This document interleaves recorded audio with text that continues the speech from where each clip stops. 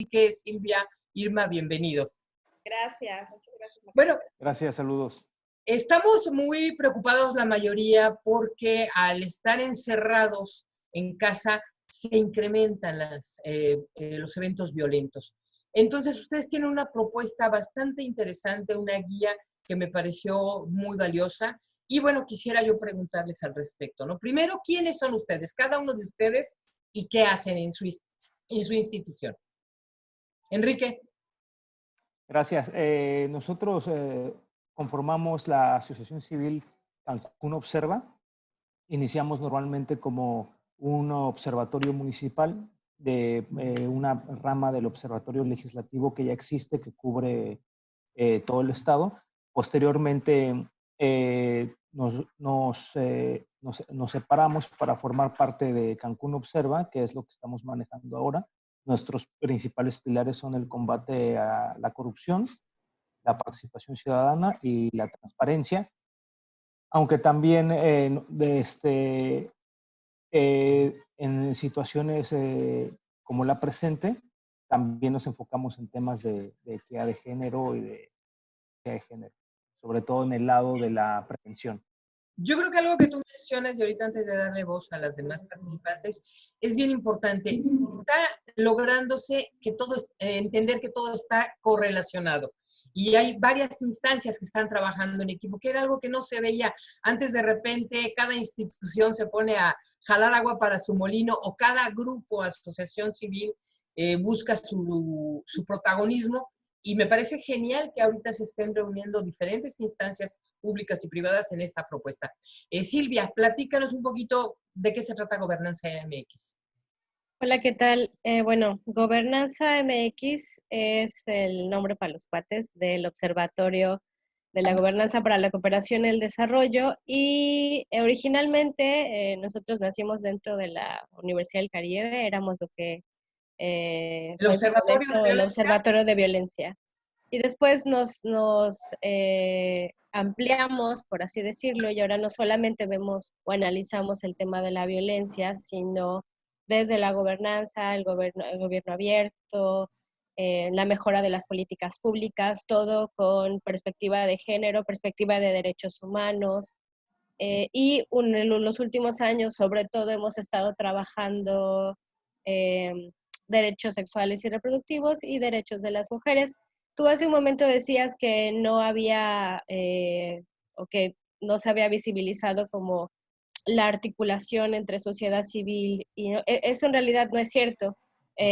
Nosotros llevamos trabajando varios años de la mano con otras organizaciones y con algunas instancias de gobierno para la atención de violencia, para mejorar los procesos, para mejorar incluso la legislación.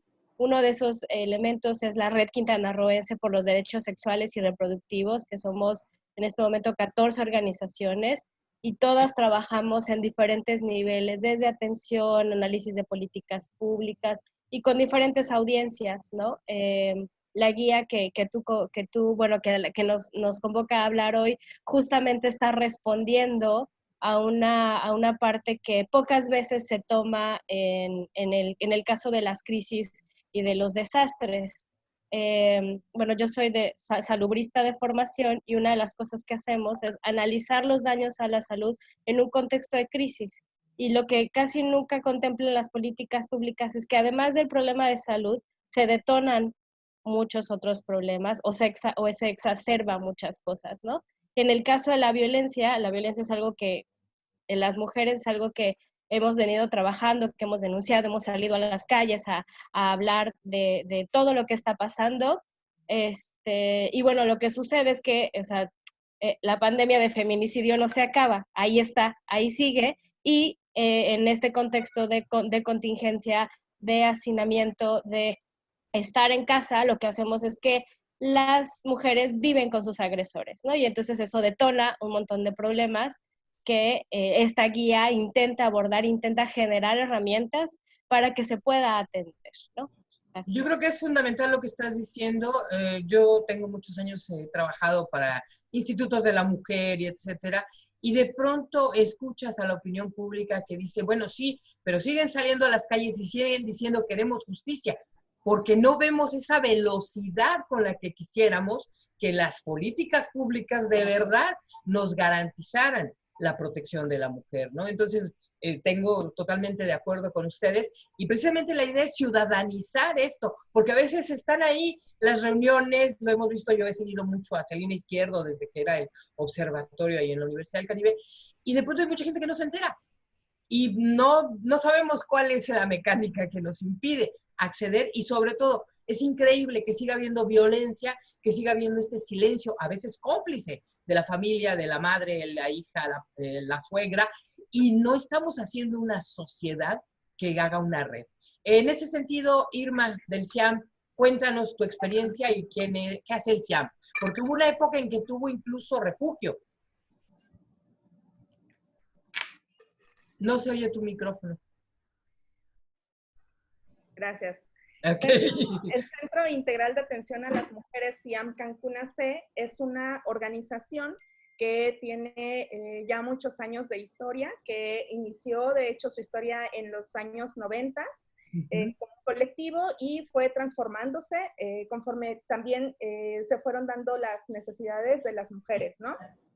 En el año 2002 es cuando nos conformamos legalmente fueron 10 años que se trabajó como un refugio de alta seguridad y un centro de atención. Como sabemos, bueno, quien fundó al CIAM fue Lidia Cacho, hizo un gran trabajo de protección a estas mujeres, pero no solamente a las mujeres, sino también a sus hijos e hijas. Así es. Cerró por diversas circunstancias el refugio y el centro de atención, y entonces entramos en una época de transformación, de redireccionar los esfuerzos de la organización, porque, pues bueno, ya las condiciones también eran muy inseguras para el propio personal, pero también y sobre todo para las personas que estábamos atendiendo dentro, ¿no? Perdón, una puntualización, porque sí quisiera que esto lo platicáramos todos. O sea, es increíble que un centro que es un refugio, mi sobrina trabajó ahí, amigos muy queridos como Enrique Arrúa, como ay, no me acuerdo ahorita, Azalia Marrufo, estuvieron ahí trabajando y nuestro reconocimiento. Y desafortunadamente de repente dices, bueno, el centro que protege y resguarda a las mujeres tiene que cerrar por falta de seguridad. Así es. Es impresionante, ¿no? Es choqueante. Fue una combinación muy desafortunada, porque en ese entonces, cuando empieza el gobierno de Enrique Peña Nieto, hay un recorte presupuestal bastante importante hacia los refugios y hacia los centros de atención de víctimas de violencia, y entonces pues ya no podíamos tampoco pues sí cubrir costos que eran costos fijos para poder tener a las mujeres allí, porque además las mujeres y sus hijos e hijas estaban en un promedio de 3 meses refugiadas, ¿no? Claro, y hay que darles de comer, hay que resolver todas las necesidades, ¿no? Exacto. Entonces, bueno, esa fue una, pero otra también es que el crimen en la ciudad fue evolucionando a tal grado que el personal también tenía amenazas de muerte, y bueno, todas estas circunstancias que también se dieron con Lidia Cacho, todas las violaciones a sus derechos humanos, pues también ya hizo insostenible la situación en el CIAM, y teníamos una doble responsabilidad. La responsabilidad de proteger la vida y la seguridad de las personas que colaboraban dentro de estos dos espacios y de sus familias también, por supuesto, pero también y creo que es lo más importante, de mantener la seguridad de las propias mujeres que estaban siendo atendidas en estos espacios, ¿no? Claro, claro. Entonces, sí. entramos en una transformación. Y lo que antes era un programa dentro del refugio, que era la escuelita de La Paz para los niños y niñas que estaban dentro, se transformó en el eje de la organización. Entonces, se empezaron a hacer programas de prevención de la violencia, y empezamos a trabajar con las poblaciones más jóvenes. Nuestra población más joven tiene 4 años, en una edad preescolar. Y es entonces en donde les empezamos a hablar de la educación para la paz y la forma en la que tienen que ir transformando los conflictos que inevitablemente pues existen. Mientras haya 2 personas, siempre va a haber un conflicto, ¿no? Pero empezamos entonces a trabajar con niños, niñas y jóvenes, que es nuestra población principal, y por supuesto también con las mujeres, porque el fin de la organización es prevenir la violencia contra las mujeres. Ok. Bueno, en este sentido, Enrique, algo que quieras comentar al respecto de lo que acaba de decir nuestra querida Irma. Tu micro. Gracias. Gracias. Sí, como puedes ver, Macarena, nosotros somos un organismo joven y con mucha trayectoria todavía por recorrer comparado con el CIAM y con gobernanza, ¿no?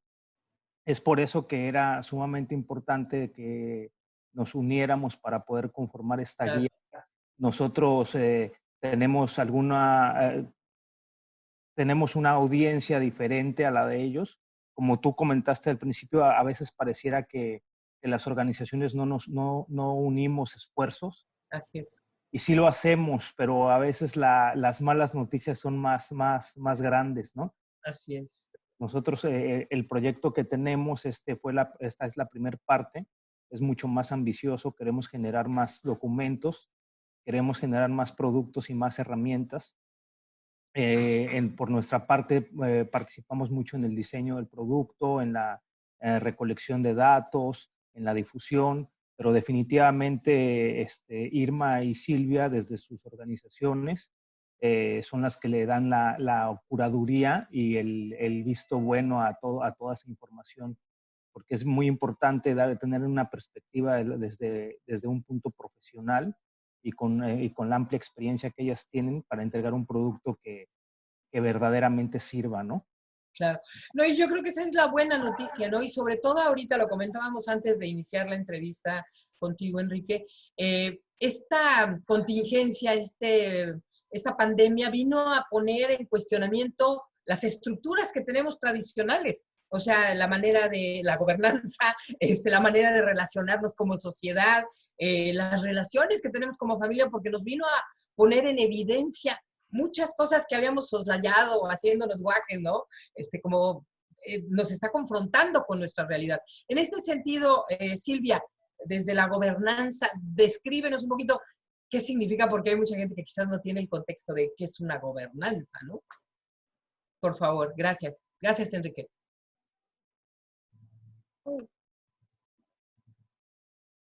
Le voy a pasar el micrófono a Mariana, que Okay. ya llegó. Okay. Ella también es colaboradora de gobernanza, pero también está en el comité de participación, porque ella lo explica más bonito y más grande. Ok, bien, bueno, de todos modos aquí seguimos. Gracias, entonces vamos a esperar a que llegue Mariana y... Ahí está, ya llegó. Ya llegaste. Y disculpen por la demora, justo me entró otra llamada. Okay. Y además no puedo cambiar, no puedo renombrar aquí en el listado de participantes. También por alguna razón tecnológica entro por default como Comité de Participación Ciudadana, pero ahora la camiseta es Gobernanza, no es Comité de Participación Ciudadana, nada más que no lo he podido cambiar aquí. No te preocupes, yo te entiendo porque yo también a veces se me atora. A ver, platícanos un poco, Mariana. Estamos queriendo entender los conceptos de gobernanza y participación ciudadana. Yo creo que van muy interrelacionadas. ¿Podrías platicarnos al respecto? ¿Y qué tienen que ver con la violencia en la sociedad y sobre todo en la familia? Sí, creo que la manera más fácil de aproximarnos al concepto de gobernanza es como la idea de cogobernar, ¿no? ¿Quiénes cogobiernan? Pues sí, el gobierno o las y los funcionarios públicos que forman parte de las estructuras gubernamentales tal como las conocemos, pero también cogobernamos con ellos desde otras lógicas y esquemas de participación ciudadana, algunos más formales, otros más informales, que pueden ser a través de organizaciones de la sociedad civil, a través del sector académico, a través del sector empresarial, a través de los medios de comunicación, claro, a través de la participación ciudadana lisa y llana. O sea, yo hoy me pongo los guantes y salgo a ver qué dono o a quién puedo repartir X cosa y con quién hago alianzas, etcétera. Entonces, bueno, creo que esa es la idea de gobernanza, es decir, hacer cogobierno en conjunto, en este caso de una organización de la sociedad civil. Mariana, perdón que te interrumpa. Aquí hay un punto que creo que es importante, y bueno, ya José Luis y los demás participantes. A veces, cuando hablamos de cogobernanza, y de ejercicio del poder. Bueno, una parte que está ahí guardadilla y que es muy común, sobre todo en los hogares, es el ejercicio del poder a través de la violencia, en el caso de las ciudades, el ejercicio del poder a través de los militares o del gobierno. Entonces, ¿qué tanto sabemos? Primero, autogobernarnos para controlarnos y qué tanto sabemos negociar esa gobernanza donde mis intereses y tus intereses no voy a imponerlos a través de la violencia, porque creo que ahí está la esencia del conflicto, ¿no? Salvo tu mejor opinión. Sí. Bueno, creo que tú tocas aquí un tema nodal que desde las feministas y las organizaciones feministas lo trabajamos con mucha cotidianeidad. Efectivamente, el ejercicio de las relaciones humanas, sea en el ámbito privado como en el ámbito público, siempre involucra relaciones de poder. Siempre está el poder fluyendo de por medio. A ver quién manda. Sí, a ver quién manda o a ver qué se negocia, en qué términos se negocia. O sea, todas las relaciones humanas son en términos de poder. Las relaciones dentro de las casas, pues no salen de esta lógica, ¿no? No pueden estar neutralizadas o sanitizadas de esquemas y de ejercicios de poder. De allí que efectivamente la violencia verbal, la violencia psicológica, la violencia física, deviene de un ejercicio de poder desigual, en donde por lo general las mujeres estamos en el sector desventajado por una serie de cuestiones culturales, sociales, religiosas, que, digamos, son transversales a la educación y al crecimiento de las personas y a la vida social y comunitaria. Entonces, eso que pasa en lógicas de poder, digamos, públicas, en una empresa, en una oficina, en un ámbito laboral o en un ámbito escolar, pues también ocurren dentro de las casas. Así es. ¿Qué decimos finalmente o cómo las feministas englobamos esto de una manera particular? Decimos, bueno, lo privado es político, lo personal es político, ¿no? ¿Por qué es político? Porque justamente con esta lógica y con esta frase, obligamos al Estado a que voltee a ver lo que pasa dentro de los hogares. Obligamos al Estado a intervenir dentro de los hogares y quitarse de esta lógica que durante mucho tiempo gobernó en nuestros países y es, no, pues lo que pasa dentro de las casas, pues es un asunto privado, no nos metemos, y entonces toda esa violencia contenida dentro de las casas estaba fuera de una esfera de control jurídico y de control social. Y en una total indefensión las personas víctimas de violencia. Exactamente. Esto tiene ahora todo el sentido del mundo cuando le decimos al gobierno, ok, atiende la contingencia sanitaria, atiende la contingencia económica, pero también atiende las contingencias que vamos a estar viendo dentro de las casas con un aumento en el número y en la gravedad de las violencias que van a estar viviendo las mujeres.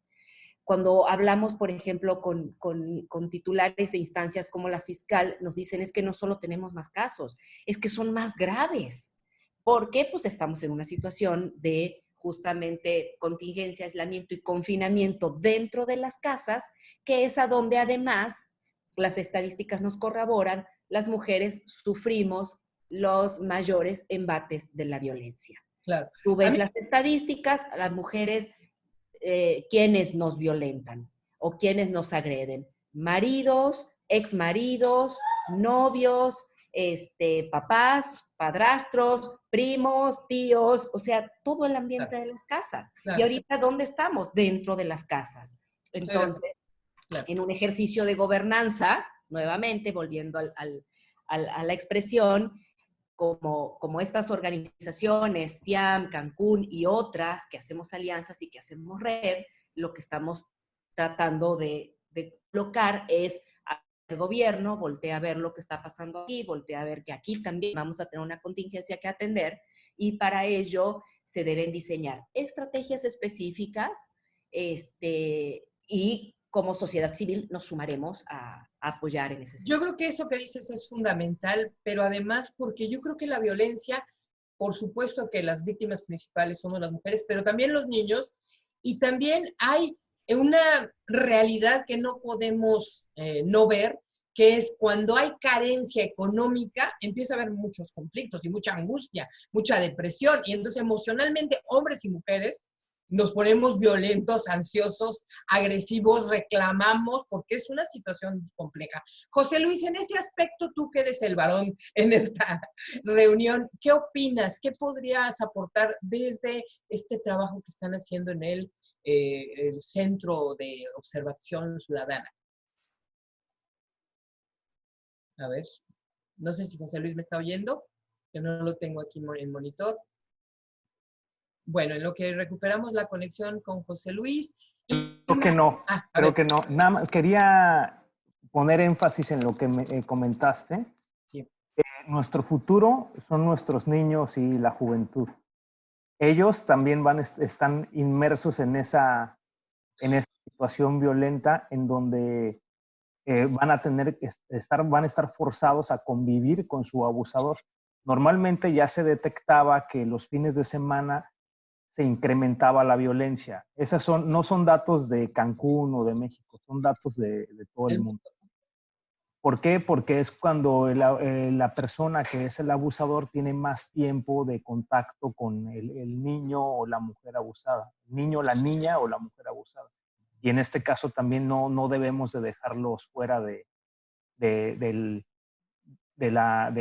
proyecto, ¿no? Fuera de la imagen de que también van a sufrir todos estos embates. Otro punto que quiero resaltar es que no se trata de 1 mes o 2 meses de contingencia. Va a haber miles de desempleados, entonces esto se va a extender. Así entonces, es. La contingencia tiene que ser atendida por las instancias de gobierno, no en este mes o el próximo, sino básicamente todo el año. Y los protocolos que se conformen deben de ser ya permanentes, porque no es algo que se vaya a desaparecer en enero del 2021 o algo Ni así. por decreto. Exactamente. ¿No? Y algo muy importante, antes de pasar al magnífico, y de verdad felicidades a todos ustedes por esta guía que yo espero, bueno, ya empecé a difundir en las redes, pero que hagamos llegar a todos lados para que sean herramientas puntuales para que las personas puedan resolver. Pero aquí también tendríamos que ver, hablando de gobernanza y de participación ciudadana, cómo incidimos para que se resuelva la cuestión económica, la cuestión de salud, porque si tienes enfermedad, si no tienes comida, pues es difícil decir, pónganse a meditar y relájense, no hay nada de qué preocuparse. O sea, hay una realidad que nos rebasa y ahí el gobierno tiene que dar respuestas. ¿Alguien que quiera aportar al respecto de este cuestionamiento? ¿Hay alguna, en este sentido, de políticas públicas, de gobernanza, algo que se esté proponiendo paralelo a la cuestión de la violencia? Creo que esto que tú dices es importante, Macarena. Digo, generalmente pensamos como bueno, si no comemos o si no tenemos para comer, pues todo lo demás, pues puede ser hasta suntuario, ¿no? Claro. De todas maneras, creo que es una realidad, pero algo que en este país toda la vida se ha soslayado, no es nuevo, es realmente contar con una política pública en materia de salud mental. No la hay en el país, no la hay. Perdón, a veces ni los políticos garantizan salud mental. No la hay no la ha habido, no la hay en este sexenio ni en los anteriores. Así es. Entonces, vaya, en un contexto de esta naturaleza, a toda la crisis económica y sanitaria, pues obviamente se le va a sumar una gran carencia de carga, de enfermedad en temas de salud mental, que pues también va a ser inmenso, ¿no? Y trágico a la vez. Por ahí leía, no soy experta en el tema y no le voy dando un seguimiento muy puntual, pero por ahí leía que también se han estado incrementando la incidencia en suicidio, por ejemplo. Claro, claro. Que, bueno, pues ante la desesperación. Exacto, la angustia, las crisis de ansiedad, Claro. etcétera. ¿Qué nos toca a nosotras en el caso, por ejemplo, de gobernanza? ¿Qué nos toca todo el tiempo colocar en un escenario de atención a la salud mental? Y es que sí, magnífico, bienvenida sea, pero que se haga con perspectiva de género. Esto es, que además, o digamos, que toda la mirada al espectro o al repertorio de los trastornos mentales se pueda mirar de manera particularizada los efectos o las principales incidencias de enfermedad que se puedan dar en niñas, adolescentes o mujeres, ¿no? Claro. Y de manera específica, los efectos de la violencia contra las mujeres, que también, digamos, pudieran entrar en todo un esquema de atención a la salud mental. Perfecto. ¿Alguien más que quiera comentar? Irma, Silvia, Sí. por favor. Sí, a mí me gustaría comentar que, bueno, en este tipo de crisis vemos todas las áreas de oportunidad que hay para reforzar diferentes políticas públicas. Como bien dice Mariana, una tiene que ser el de la salud mental, pero también creo que a nivel económico, Cancún es la ciudad, me parece, más impactada de todo el país. Claro. Por esta crisis de salud. Pero bueno, no existe un seguro en las empresas que permita que en este tipo de contingencias el personal pueda contar con sus ingresos íntegros durante esta época de contingencia. Es decir, las empresas turísticas están despidiendo o han despedido a miles de trabajadores. Así es. En diferentes sectores, o sea, hoteles, agencias de viajes, todo el ámbito turístico pues se vio devastado.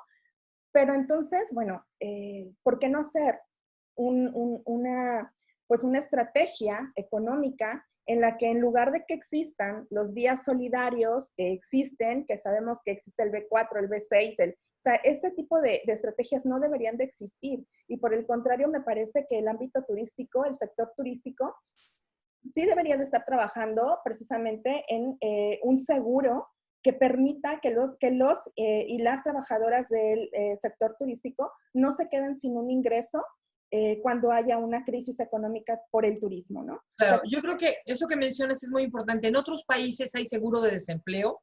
Claro. Y a mí me parece que es un atentado a los derechos humanos desde el outsourcing y desde tener, las empresas dicen, bueno, te vas de descanso solidario. ¿Y de qué comes? ¿No? Entonces creo que hay muchas cosas que se están poniendo de manifiesto que yo creo que las instituciones y sobre todo los ciudadanos tenemos que hacer que se muevan las instituciones, porque sin la participación ciudadana las instituciones siguen oxidadas. ¿Qué opinas, Silvia? Perdón, no sé si ya acabaste, Irma.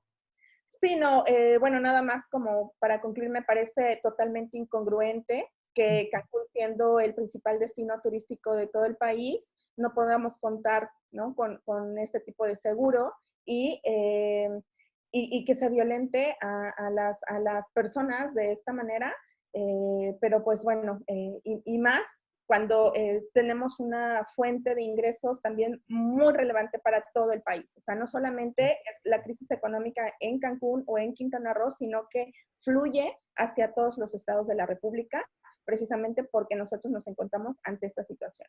Claro, y es también una invitación a buscar alternativas, además del turismo, para poder ser un poquito más autosuficientes también a nivel familiar. Silvia o José Luis, ¿ustedes qué pudieran aportar antes de ya pasar a los pormenores de la guía? Bueno, yo solo quería como agregar un poco sobre lo que habla ya Irma, que es la falta de diversificación del empleo. De fuentes de empleo y del tema del seguro como tal, ¿no? Es un tema de cascada, ¿no? Hablábamos de cómo se cae el piso económico y eso potencia un montón de problemáticas. Digo, en este momento está el tema de salud, el confinamiento, pone además sobre la mira el tema de la violencia. Hace un rato también Enrique hablaba de la violencia sexual en particular, que es un tema que desde Gobernanza hemos visibilizado desde hace más de 10 años, que no hay una política pública que lo aborde, que visibilice que las principales víctimas justamente son niñas, niños y adolescentes, mujeres dentro de sus casas, que los principales agresores son las propias familias y que en este momento las mujeres y niñas están encerradas pues con su agresor, ¿no? Yo a eso le sumaría la falta de perspectiva de género en muchas de las cosas que se están haciendo. Por ejemplo, las despensas no están contemplando cosas de primera necesidad como toallas femeninas o como condones. De nuevo, tomamos la idea de que la sexualidad es algo que no es prioritario. ¿Y qué va a pasar ahora? Bueno, vamos a tener un chorro de embarazo adolescente no planeado. Vamos a tener... Permíteme, perdón que te interrumpa, Silvia. Es que me avisa José Luis que está a punto de terminarse el Zoom. Entonces, vamos a ir cerrando. Yo creo que vamos a ir una por una, las voy a ir entrevistando posteriormente, a ti también, José Luis. Vamos cerrando, vamos a difundir. ¿Cómo le vamos a hacer? Yo tengo ahorita acceso a esta guía. ¿Cuáles serían cada quien? A ver si podemos en un minuto cada quien decir por qué es importante la guía. Ya quien la quiera ver, yo ya la subí a mi red, pero a dónde se puede conseguir, etcétera. Un minuto cada quien, por favor. Terminamos contigo, Silvia. Si quieren, empiezo. A ver, por favor. Una parte importante de la guía que no quisimos omitir es reconocer la violencia. Exacto. Identificarla y reconocerla. Y esa es la parte inicial de la guía.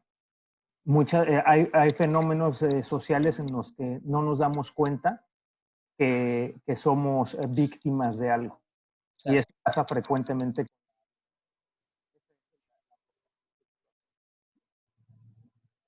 Parece que se cerró tu micrófono, Enrique. Esa sería la aportación que quiero hacer. Te comprometo a que pronto te haré una entrevista también en particular para poder sacar el provecho necesario y darle seguimiento a este tema que creo que no se agota. Irma, un minuto. Muchísimas gracias, José Luis. Un minuto, Irma. Ponle tu micrófono. También, perdón. Sí, que esta guía está en nuestras redes sociales de las 3 organizaciones. La estamos también compartiendo por WhatsApp. Que por favor la población la comparta. Nunca sabemos en qué hogar se está viviendo violencia. Pareciera que todo está perfecto, pero pueden haber historias atrás de una sonrisa. Entonces, aun cuando tú pienses que tus familiares, que tus amigas no están pasando por esta situación, compártela, no te quedes con esta información, puedes salvar vidas. Y además recordar, a veces a muchas personas que en algún momento de nuestra vida hemos sido víctimas de violencia, nos da vergüenza. Y también hay culturalmente esta idea de que, bueno, pues es tu cruz, pero entonces tenemos mucho que hacer como familia y nos toca a los ciudadanos trabajar. Muchísimas gracias, Irma. Mariana.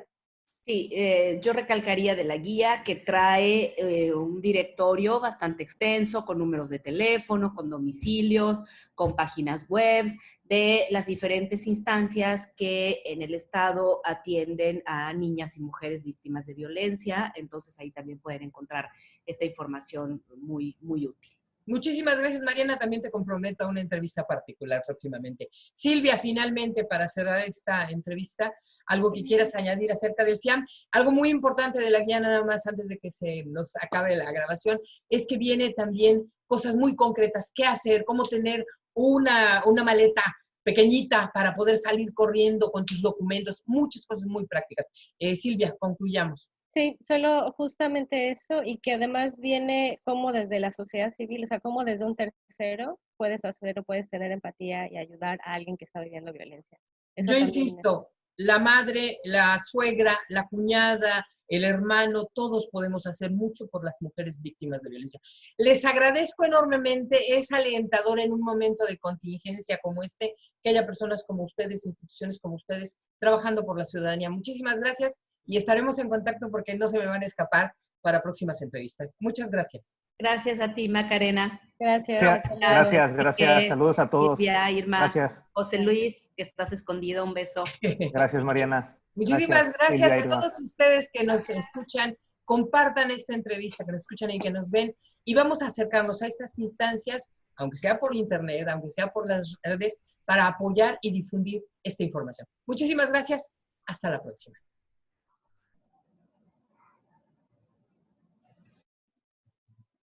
José